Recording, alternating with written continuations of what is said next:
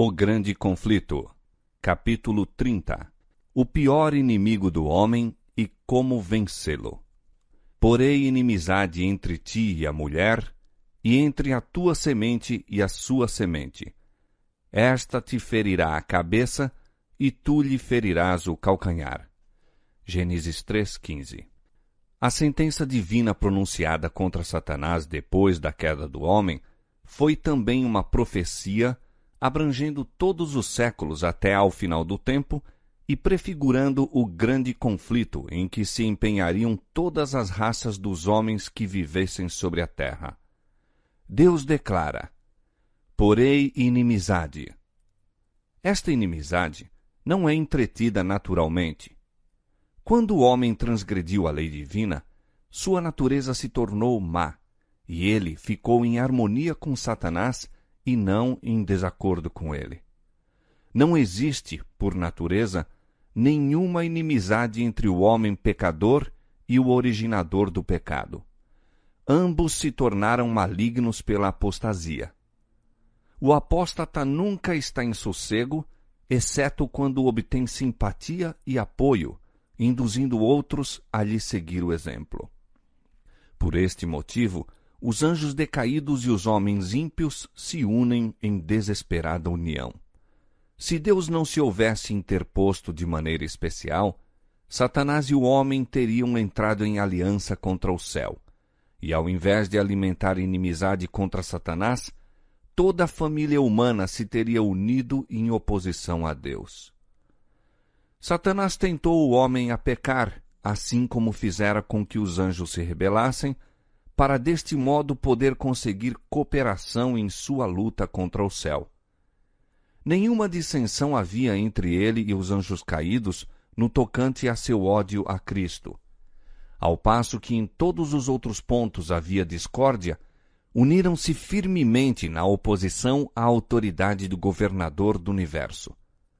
Mas quando Satanás ouviu a declaração de que existiria inimizade entre ele e a mulher, e entre a sua semente e a semente dela, compreendeu que seus esforços para depravar a natureza humana seriam interrompidos, que por algum meio o homem seria habilitado a resistir ao seu poder.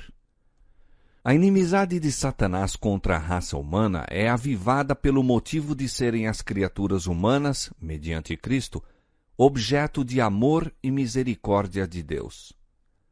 Ele desempenha em subverter o plano divino para a redenção do homem, desfigurando e corrompendo a obra de suas mãos para lançar desonra a Deus.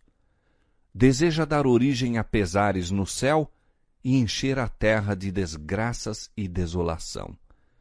E aponta para todo este mal como resultado da obra de Deus ao criar o homem. É a graça de Cristo implantada na alma que cria no homem a inimizade contra Satanás. Sem esta graça que converte, e este poder renovador, o homem continuaria cativo de Satanás como servo sempre pronto a executar-lhe as ordens. Mas o novo princípio na alma cria o conflito onde até então houvera paz. O poder que Cristo comunica habilita o homem a resistir ao tirano e usurpador. Quem quer que se ache a aborrecer o pecado em lugar de o amar, que resista a essas paixões que têm dominado interiormente e as vença, evidencia a operação de um princípio inteiramente de cima. O antagonismo que existe entre o Espírito de Cristo e o de Satanás revelou-se na maneira muito flagrante com que o mundo recebeu a Jesus. Não foi tanto porque ele aparecesse sem riquezas, pompas ou grandiosidade mundanas que os judeus foram levados a rejeitá-lo. Viam-no possuir poder que faria mais do que compensar a falta dessas vantagens exteriores. A pureza e santidade de Cristo, porém, valeram-lhe o ódio dos ímpios. Sua vida de renúncia e impecável devotamento era perpétua reprovação a um povo orgulhoso, sensual. Foi isto que provocou inimizade contra o Filho de Deus. Satanás e os anjos caídos uniram-se aos homens maus. Todas as energias da apostasia conspiraram contra o campeão da verdade. É manifesta em relação aos seguidores de Cristo a mesma inimizade demonstrada para com o Mestre. Quem quer que veja o caráter repelente do pecado e na força do alto resista à tentação, certamente suscitará a ira de Satanás e de seus súditos. Ódio aos puros princípios da verdade e opróbrio e perseguição a seus defensores existirão enquanto houver pecado e pecadores. Os seguidores de Cristo e os servos de Satanás não podem harmonizar-se. O agravo da cruz não cessou. Todos os que piamente querem viver em Cristo Jesus padecerão perseguições. 2 Timóteo 3:12. Sob a direção de Satanás, os seus agentes estão constantemente a trabalhar a fim de estabelecer a sua autoridade e erigir o seu reino em oposição ao governo de Deus. Com esse fito, procuram enganar os seguidores de Cristo e desviá-los de sua fidelidade. Semelhantes a seu chefe, interpretam mal e pervertem as Escrituras para realizar seu objetivo. Assim como Satanás se esforçou para lançar a ignomínia sobre Deus, seus agentes procuram fazer mal ao povo do Senhor. O espírito que matou a Cristo impele os ímpios a destruir seus seguidores. Tudo isto está prefigurado naquela primeira profecia: porém inimizade entre ti e a mulher, e entre a tua semente e a sua semente. E isto continuará até ao final do tempo. Satanás conjuga todas as forças e arremessa ao combate todo o seu poder. Por que não encontra ele maior resistência? Por que são os soldados de Cristo tão sonolentos e indiferentes? É porque entretêm tão pouca verdadeira comunhão com Cristo. Porque se acham tão destituídos de seu espírito. O pecado não lhes é repelente e aborrecível como era a seu mestre. Não o enfrentam como fazia Cristo, com resistência decidida e resoluta.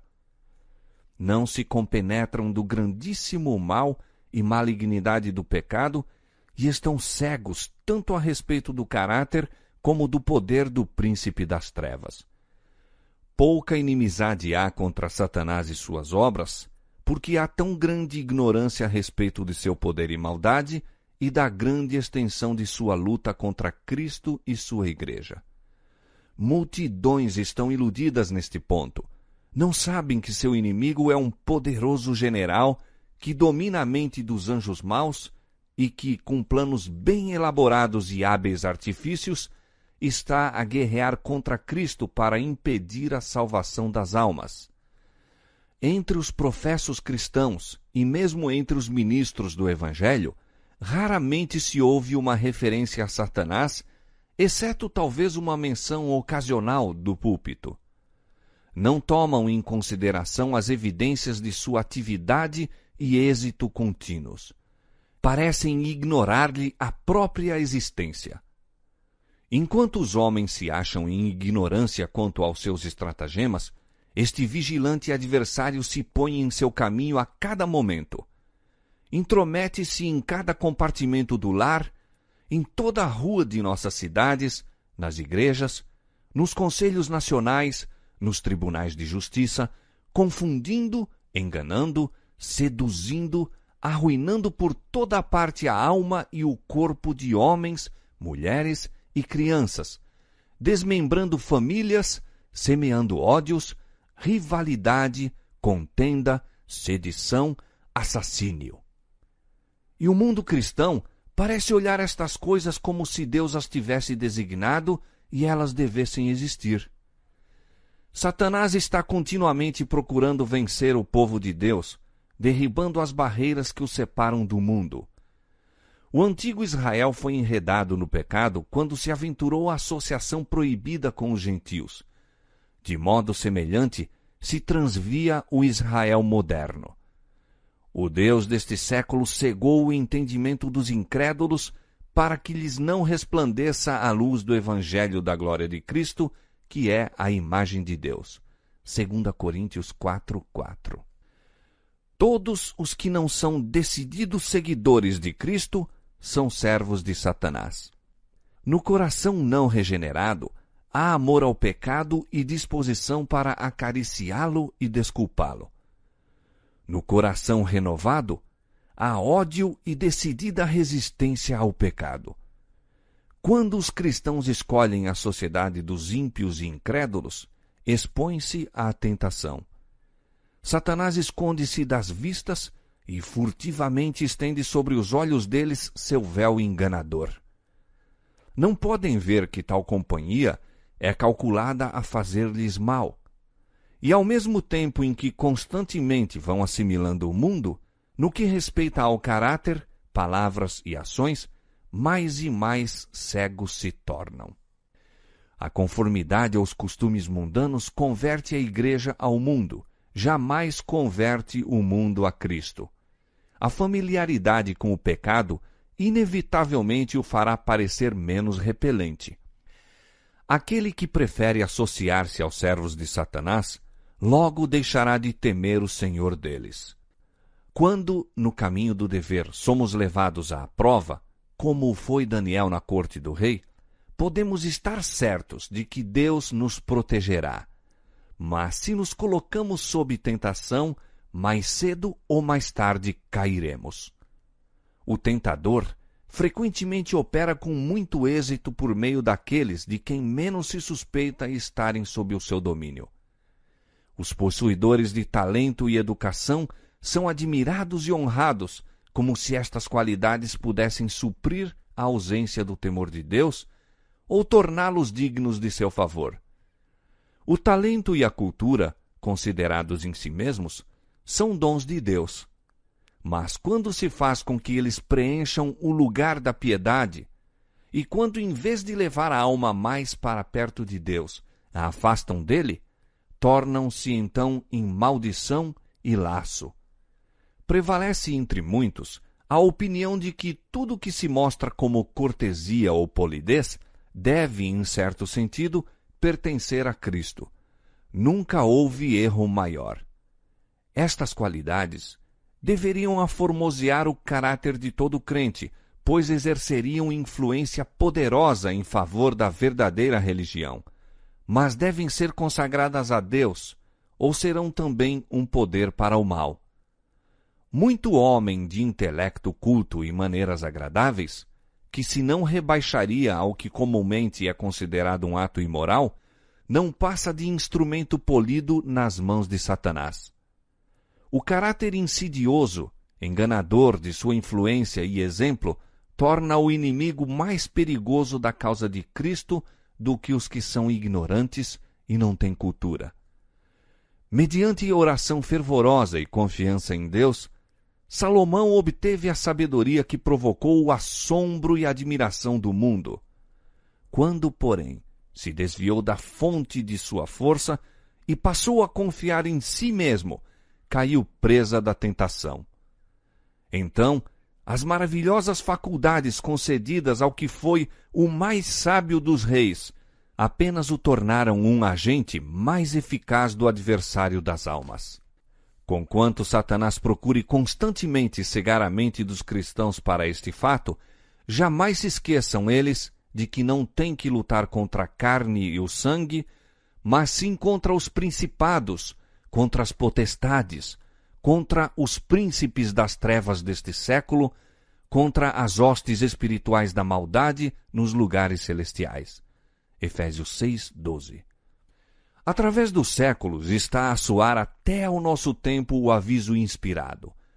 Sede sóbrios, vigiai, porque o diabo, vosso adversário, anda em derredor, bramando como leão, buscando a quem possa tragar.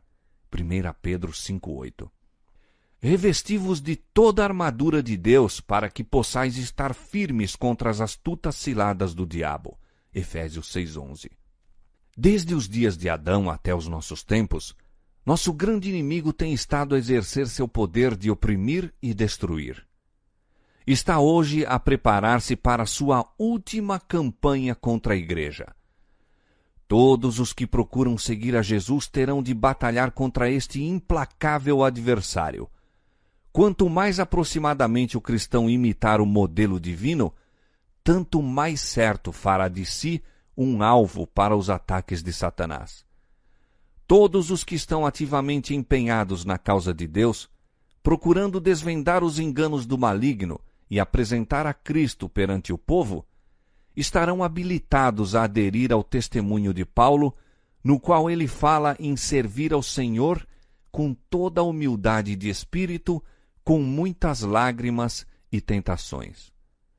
Satanás assaltou a Cristo com as suas mais cruéis e sutis tentações. Foi, porém, repelido em cada conflito. Aquelas batalhas foram travadas em nosso favor. Aquelas vitórias nos tornam possível vencer. Cristo dará força a todos os que a busquem. Sem o consentimento próprio, ninguém poderá ser vencido por Satanás. O tentador não tem poder para governar a vontade ou forçar a alma a pecar. Pode angustiar, mas não contaminar.